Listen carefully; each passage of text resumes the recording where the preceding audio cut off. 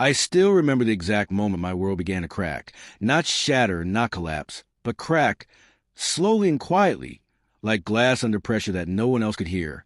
It was a Sunday afternoon, the kind that felt deceptively peaceful. The golden sunlight filtered through the sheer curtains of my apartment, casting soft shadows on the wooden floor. The air smelled faintly of vanilla from a candle I had lit earlier, and everything felt safe, stable, predictable. That was before I unlocked his phone. His name was Ethan Carter. Charming in a way that didn't feel forced. The kind of man who could make strangers feel like they had known him for years. I had met him a year ago at a small bookstore cafe downtown. He had been standing in line behind me, joking with a barista about how he needed caffeine more than oxygen. I had laughed, something I rarely did with strangers, and somehow that small moment had turned into a conversation, then a date, then a relationship that felt effortless. Or at least, that's what I thought. Ethan had always been attentive. He remembered small details. My favorite dessert, the way I hated cold weather, the exact brand of tea I drank before bed. He showed up. He listened. He cared. At least, he knew how to make it look that way. But there were things, tiny inconsistencies, I had ignored at first. The way he sometimes disappeared for hours, claiming work emergencies. The way he never invited me to his apartment, always giving excuses about renovations or roommates or some vague inconvenience. The way his phone was always face down, always on silent, always just out of reach. I told myself not to overthink it. Love requires trust, right? That Sunday, Ethan had fallen asleep on my couch. His head rested against the armrest, his chest rising and falling in slow, steady breaths. He looked peaceful, almost too peaceful. His phone buzzed softly on the coffee table. Once, then again, I tried to ignore it. But something inside me, a quiet, persistent instinct, wouldn't let it go. I picked up the phone. The screen lit up instantly. No password. That alone surprised me. Maybe he trusted me more than I thought.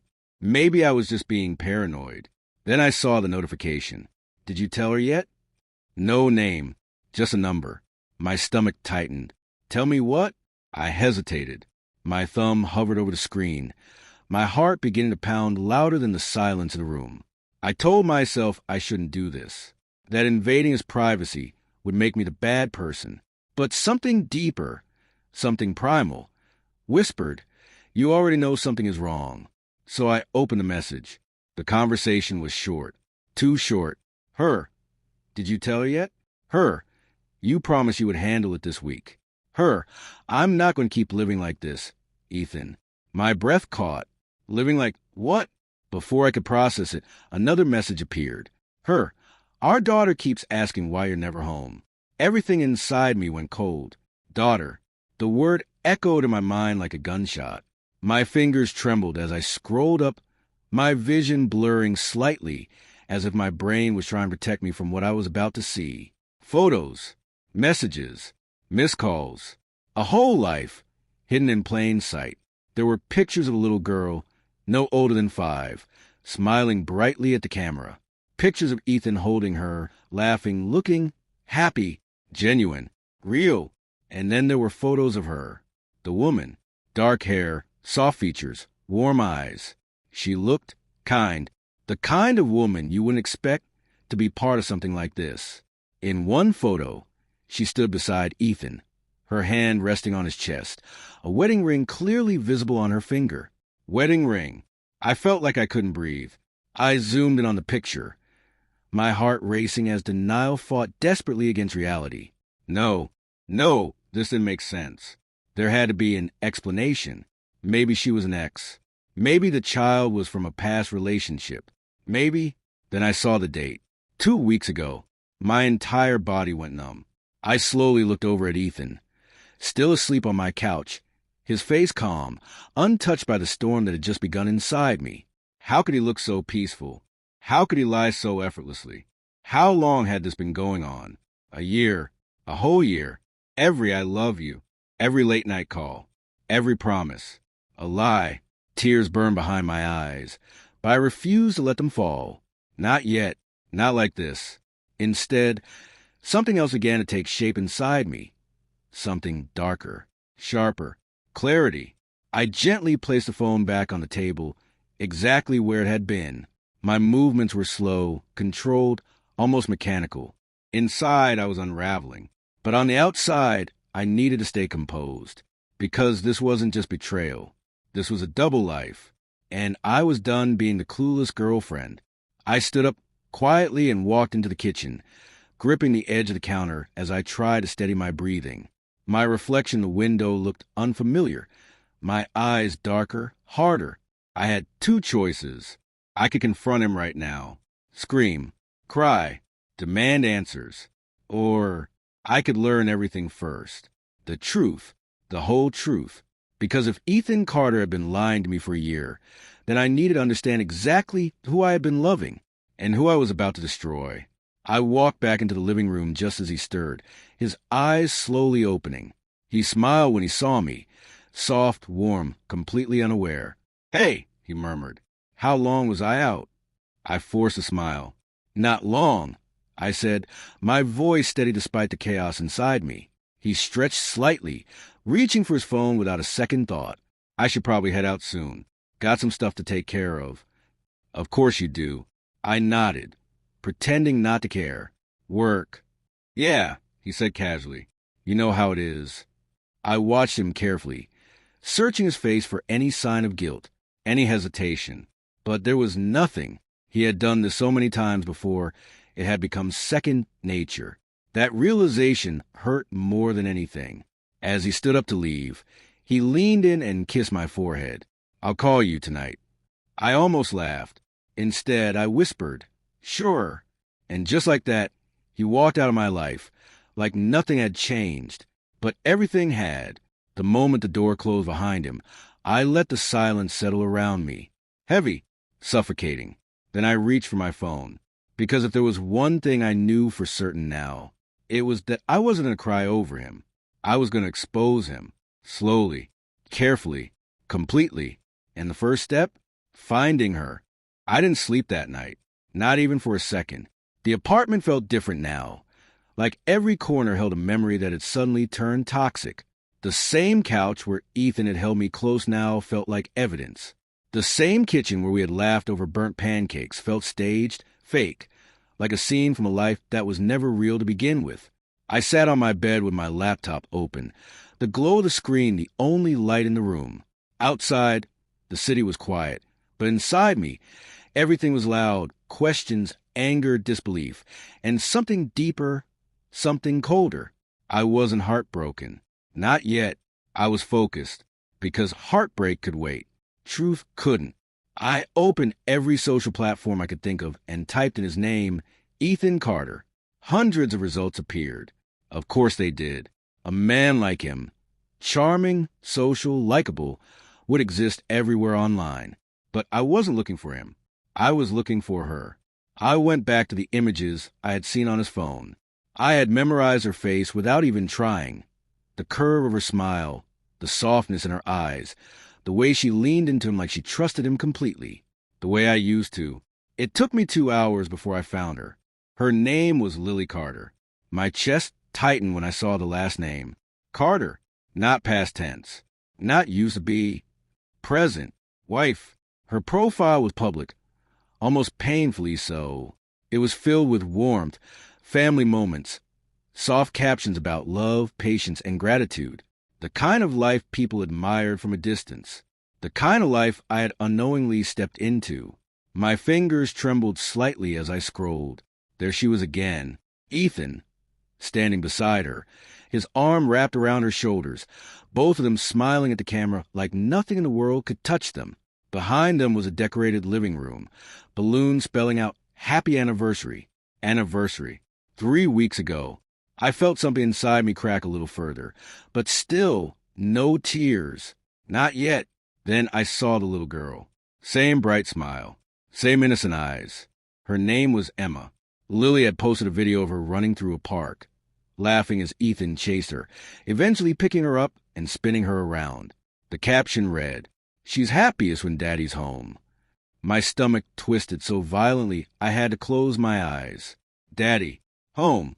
Words that had never once included me. Suddenly, all of his work emergencies made sense. All the nights he couldn't stay. All the weekends he was busy.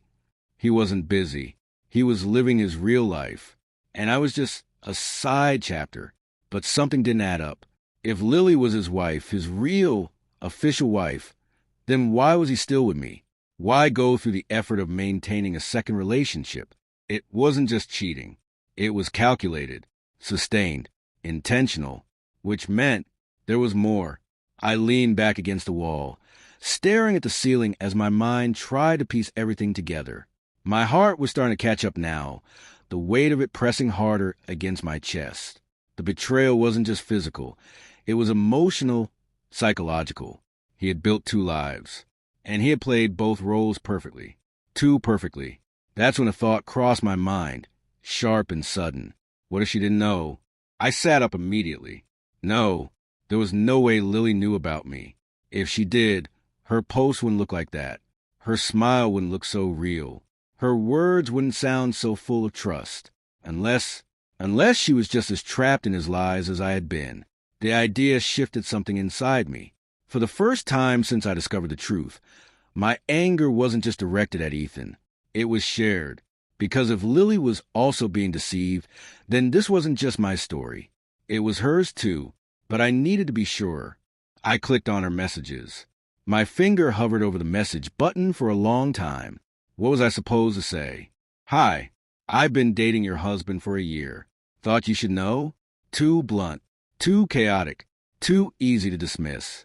No, if I was going to do this, I needed to be smart, careful, strategic, because men like Ethan didn't just lie. They manipulated. If I approached this the wrong way, he could twist the narrative, make me look crazy, protect himself. And I wasn't going to let that happen. Not after everything. So instead of messaging her directly, I followed her and waited. The next morning, I woke up with a strange sense of calm. Not peace. No, that was far away. But clarity. The kind that comes when the worst has already happened and all that's left is action. I went about my day as if nothing had changed. I answered Ethan's texts. I laughed at his jokes. I played my role perfectly. Because now, I understood something he didn't know. I could lie too. That evening, he called me. Hey, he said, his voice warm and familiar. Miss me? I closed my eyes briefly, steadying myself before responding. Of course, I said softly. Good, he chuckled. I've been thinking about you all day. The irony almost made me sick. Really? I asked. Doing what? Work stuff mostly, he replied casually. Meetings, emails, the usual. I smiled, slow, controlled. Sounds exhausting. You have no idea, he sighed. I wish I was with you instead. Liar. Every word. Every single word. But I didn't call him out. Not yet. Instead, I leaned into conversation, letting him talk, letting him build his web of lies even further. Because the more he said, the more I understood just how deep this went. And then, just as the call was about to end, I said something that made him pause. Hey, can I ask you something? Anything, he said. I hesitated, just enough to sound natural. Why have I never met your family? Silence, just for a second. But it was there. Then he laughed lightly. You will. I like to take things slow, you know? A year. Slow. I nodded, even though he couldn't see me. Yeah, I get that. Trust me, he added quickly. You're important to me. I almost admired how easily he said it. Almost. After we hung up, I stared at my phone for a long time. Then finally, I opened Lily's profile again. And this time, I didn't hesitate. I sent the message. But not what you'd expect. I didn't accuse. I didn't expose. I simply wrote, Hi. I think we need to talk about Ethan. 3 dots appeared almost instantly. She was typing. My heart began to pound again, louder than ever before, because whatever happened next, there was no going back. And deep down, I had a feeling this wasn't going to be as simple as I thought. The 3 dots disappeared, then came back, then disappeared again. I stared at the screen, barely breathing, my heart pounding so loudly it felt like it might echo through the room. Every second stretched longer than the last, filled with a tension so thick it was almost suffocating. Then finally, a reply. Who is this? Simple, direct, careful. I swallowed, my fingers hovering over the keyboard. This was the moment where everything could either fall apart or finally start making sense. I typed slowly. My name is Ava. I think I've been in a relationship with your husband. I stared at the message for a full 5 seconds before hitting send. The second it was delivered, my stomach twisted into knots. There was no undoing this now. No taking it back. No softening the impact. Seconds passed. Then a full minute. Nothing. My chest tightened. Had I made a mistake?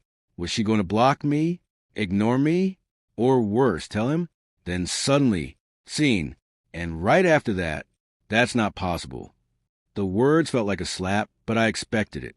Denial was easier than truth. Safer. I exhaled slowly and typed again. I understand why you'd think that. I didn't believe it either when I found out about you. This time, her reply came quicker. What are you talking about? There was a shift in her tone now, less certain, more defensive. I closed my eyes briefly, steadying myself. This wasn't just about exposing Ethan anymore. This was about navigating another woman's reality, the life she thought she had. So I chose my words carefully. I've been with Ethan for a year. I didn't know he was married. I found out yesterday. 3 dots again. Longer this time. Much longer. And then, you're lying. But this time, it didn't sound like confidence. It sounded like fear. I quickly opened my camera roll and selected a few photos, ones Ethan had taken with me over the past year. Selfies, dinner dates, candid moments where he looked relaxed, unguarded, real. I sent them, one by one, each image landing like a quiet explosion. There was a long pause after that. No typing, no response, just silence. The kind of silence that says everything is breaking on the other side. I sat there, staring at the screen, my own emotions caught somewhere between anger and something unexpected, empathy, because I knew exactly what she was feeling. That moment when reality splits in two, before and after, before him, and after the truth. Finally, after what felt like forever, her message came through. How long? 2 words. Heavy. I replied instantly. A year. Another pause. Then, he told me he traveled for work. I let out a bitter, humorless laugh. Of course he did. He told me the same thing. I typed back. That was the moment everything shifted. Because suddenly, it wasn't me versus her. It was us versus him. Her next message came slower, but it was different now. Less defensive, more fragile. We've been married for 6 years. 6 years. The weight of that number settled heavily in my chest. 6 years of memories, trust, a child, a life built together. And in the middle of it, me, unknowingly, unwillingly, a part of his deception. I'm so sorry, I wrote, and for the first time since it started, I meant it without anger. Her reply came almost instantly. Do you love him? The question caught me off guard. I stared at the screen, my throat tightening. Did I? Or did I love the version of him he created for me? After a long pause, I typed. I thought I did. 3 dots again. Then, I still do. That one hurt. Not because I was jealous, but because I understood. Love doesn't disappear the moment truth arrives. It lingers. It fights. It tries to survive even when it shouldn't. For a moment, neither of us said anything. 2 women, connected by the same man, sitting in different spaces but feeling the same fracture in their worlds. Then I asked the question that had been building inside me since the beginning. Did you ever suspect anything? There was a delay before she answered, and when she did, everything changed. Yes. My breath caught. Yes, but not this, she added quickly. I thought maybe he was cheating. I just didn't know who, or how serious it was. I leaned back against the wall, my mind racing. So she had felt it too. The distance, the lies, the inconsistencies. But she hadn't known the full truth. Neither of us had. Until now. Why didn't you confront him? I asked.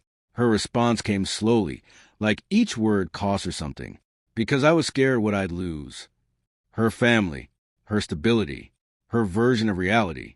I understood that fear more than I wanted to admit. Then another message came. But now, I think I need to know everything. I stare at those words, my heart pounding again. But this time, it wasn't just anxiety. It was something else. A shift, a decision forming. Because this wasn't just about telling her anymore. It was about showing her everything, the truth, unfiltered, unavoidable. I can help you, I typed slowly. But if we do this, we do it properly. There was a pause. Then, what do you mean? I took a deep breath, my mind already mapping out the next steps, every detail falling into place with clarity that almost scared me. Because once we started this, there would be no turning back. I wrote, we don't just confront him. Another pause. And then what? I stare at the screen, a slow, cold determination settling into my chest. And for the first time since this began, I felt in control. We expose him. The 3 dots appeared instantly this time. No hesitation, no confusion, just one final reply. Tell me what to do. And in that moment, 2 broken women became something else entirely. Not victims, not rivals, but allies. And Ethan Carter? He had no idea that his perfectly constructed double life was about to collapse. The moment Lily sent that message, tell me what to do, something inside me shifted completely. This wasn't about heartbreak anymore. This wasn't about confusion, betrayal, or even revenge in its simplest form. This was about truth, controlled, precise, undeniable truth. And if Ethan had spent a year carefully constructing his lies, then we were about to dismantle them, piece by piece. Together, the next morning felt unreal, like I had stepped into a different version of my life. One where emotions were no longer leading my decisions. Strategy was. Lily and I stayed on the phone for hours that night after our messages. Her voice had been soft at first, shaky, like every word was walking on broken glass. But as we talked, as we compared timelines, shared screenshots, pieced together memories, her tone changed. Strength replaced fear. Clarity replaced doubt. And anger, quiet, controlled anger, settled in. We learned things about Ethan that made both of us go silent more than once. The same weekend trips. The same excuses. The same phrases. It was like he had been reading from a script he had perfected. He told me he was in Chicago last month. She said at one point, her voice hollow. I swallowed. He was with me that weekend. The silence that followed wasn't awkward. It was heavy, because every new detail confirmed the same thing. This wasn't a mistake. It wasn't impulsive. It was a life he had chosen, over and over again. Okay, I said finally, sitting upright as the plan began to take shape in my mind. We need him to lie in real time. What do you mean? Lily asked. We don't confront him with the past. I explained. We let him create a fresh lie, one we can both see, one he can't twist or deny. She was quiet for a moment. Then, okay, how? I took a deep breath. Tomorrow, I said, you ask him where he'll be that evening. And I'll ask him to meet me at the same time. There was a pause. Then I heard it, a slow exhale, like she finally understood. You want to catch him choosing, she said. Yes, I replied softly. And then we make sure he can't escape it. The next day moved painfully slow. Every minute felt stretched, every second filled with anticipation. My phone felt heavier than usual, like it carried the weight of everything that was about to happen. Around noon, Lily texted me. I asked him. My heart skipped. What did he say? 3 dots. Then he said he has a late meeting tonight. Of course he did. I stared at the message, a bitter smile forming on my lips. Perfect, I whispered to myself, because now it was my turn. I called Ethan that afternoon. He picked up on the second ring, his voice warm, relaxed, completely unaware. Hey, you, he said. I was just thinking about you. I almost admired the consistency of his lies. Really? I said lightly, because I was thinking about you too. Yeah, he chuckled. What about? I leaned back against the wall, keeping my tone soft, almost playful. I miss you, I said. We haven't had a proper evening together in a while. There was a brief pause. Not long enough for most people to notice. But I noticed. I know, he said. Work's been crazy. Then cancel it. I replied gently. Come over tonight. Silence. A little longer this time. I could almost hear his mind working, calculating, choosing. And then, I have a meeting tonight, he said carefully. There it was. The same lie, different woman, same words. My grip on the phone tightened slightly, but my voice stayed calm. Late meeting? I asked. Yeah, he said quickly. Important one. I can't miss it. I smiled. Okay, I said softly. Another time then. Relief flooded his voice instantly. Definitely, he said. I'll make it up to you, I promise. Promises? He had so many of them, none of them real. That evening, everything was set. Lily had done her part perfectly. She acted normal, calm, unaware. She told him she'd be home, waiting, just like always. But this time, she wasn't waiting alone.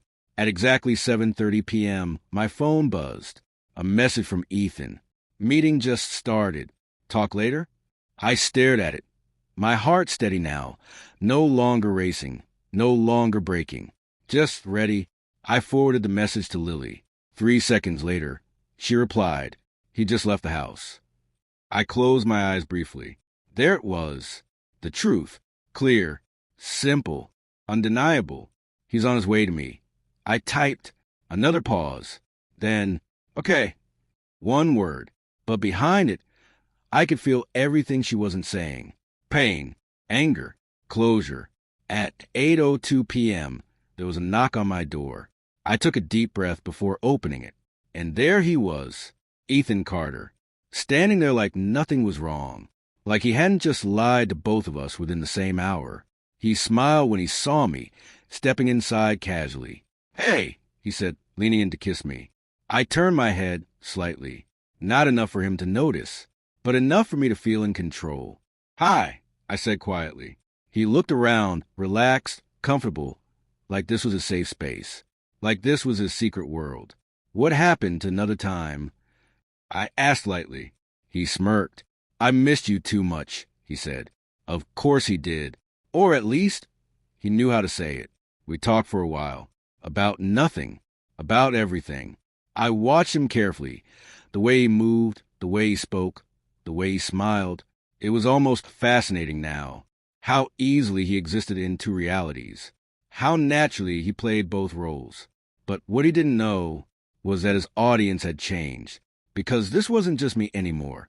At exactly 8:27 p.m., my phone buzzed again. A message from Lily. I'm outside. My heart slowed. This was it. The moment where everything would collide. I stood up slowly, glancing at Ethan. I need to grab something, I said casually. Sure, he replied, completely unaware. I walked to the door, paused, then opened it. And there she was, Lily, standing in the hallway, her face pale but steady, her eyes locked onto mine with a mix of fear and determination. For a second, neither of us spoke. We didn't need to. Everything had already been said. I stepped aside, and she walked in. Ethan was still sitting on the couch when he saw her. At first, he didn't react, didn't understand. His eyes moved from me, to her, then back to me. Confusion flickered across his face. Then realization hit. And just like that, the man who had controlled everything lost it. Lily, he said, his voice barely above a whisper. The room went completely silent, heavy, unavoidable, and for the first time, he had nowhere to hide. Lily? Ethan's voice cracked in a way I had never heard before. Not controlled, not confident, not carefully measured. This was raw, unfiltered panic. He stood up slowly from the couch, his eyes darting between us like he was trying to rewrite reality in real time, like if he just looked hard enough, one of us would disappear. But we didn't. We stood there, together, unmoving, unbreakable. What is this? He asked, his tone shifting quickly, trying to regain control. What's going on? I didn't answer. Neither did Lily, because for once, we weren't the ones who needed to explain anything. You want to tell him? I said quietly, my eyes still locked on his. Or should I? Lily stepped forward before I could move again. There was a stillness in her now that hadn't been there before. The fear I had heard in her voice the night before was gone, replaced by something stronger, something final. You told me you had a meeting, she said. Her voice didn't shake. It didn't break. It cut. Ethan blinked, clearly thrown off by how calm she was. I do, he stammered. This is just... Don't, she interrupted sharply. One word, but it stopped him completely. Don't lie again, she continued, her eyes glistening but unwavering. Not after this. Silence fell over the room like a heavy curtain.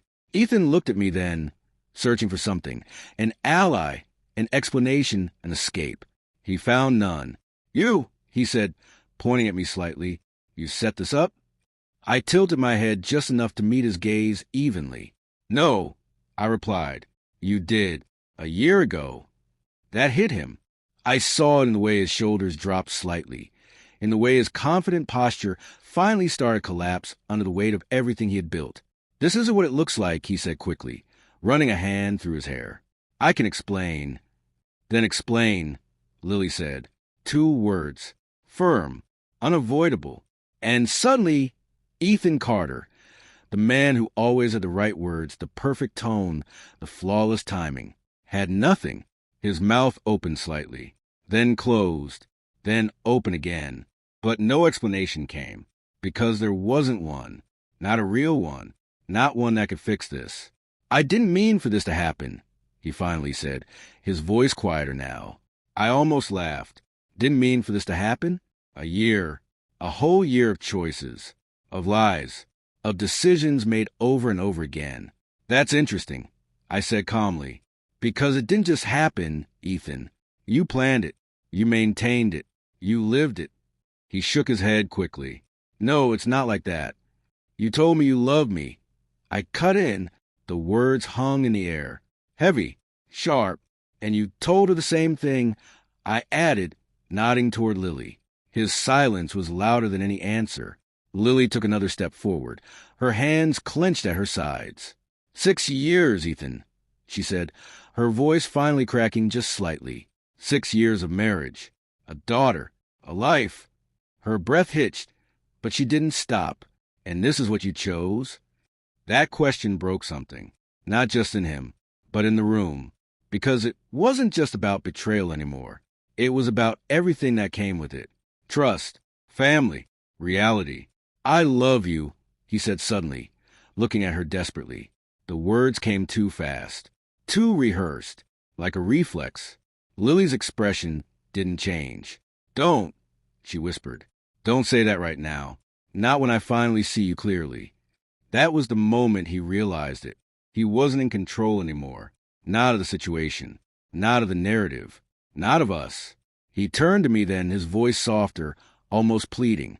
Ava, you know what we had was real. For a second, just a second, my chest tightened, because a part of me wanted to believe that, wanted to hold on to the version of him I thought I knew, but that version didn't exist. And I finally understood that. What we had, I said slowly, was built on lies. I stepped closer, just enough for him to see there was no hesitation left in me. You don't get to call that real. He flinched, actually flinched, and somehow that hurt less than everything else, because now he looked exactly like what he was. Not charming, not perfect, just exposed. The silence that followed was long, heavy, final, until Lily spoke again. I'm leaving, she said, simple, decisive. Ethan's head snapped toward her. What? I'm done, she continued, her voice steadier now. You don't get to come home tonight, or any night after this. Lily, wait. No, she said firmly. You've had 6 years of chances. I'm not giving you another one. Her eyes softened for just a second, but not for him. For her, she said quietly. Our daughter deserves better than this. That was the only time Ethan truly looked broken. Not when he got caught. Not when we confronted him. But when he realized he had lost everything that actually mattered, she turned to leave, then paused at the door and looked back at me. For a moment, neither of us spoke, but there was something there. Understanding, pain, respect. "Thank you," she said softly. I nodded, because there were no other words that fit. After she left, the room felt emptier than before. Ethan stood there, motionless, like he didn't know where to go or what to do next. And for the first time since I met him, he looked small. "I never meant to hurt you," he said quietly. I looked at him one last time. Really looked at him. Not the version I loved. Not the version he pretended to be. But the truth. And it felt different. Lighter. "I know," I said. And I meant it. Because if you understood what love actually is... I paused, then finished.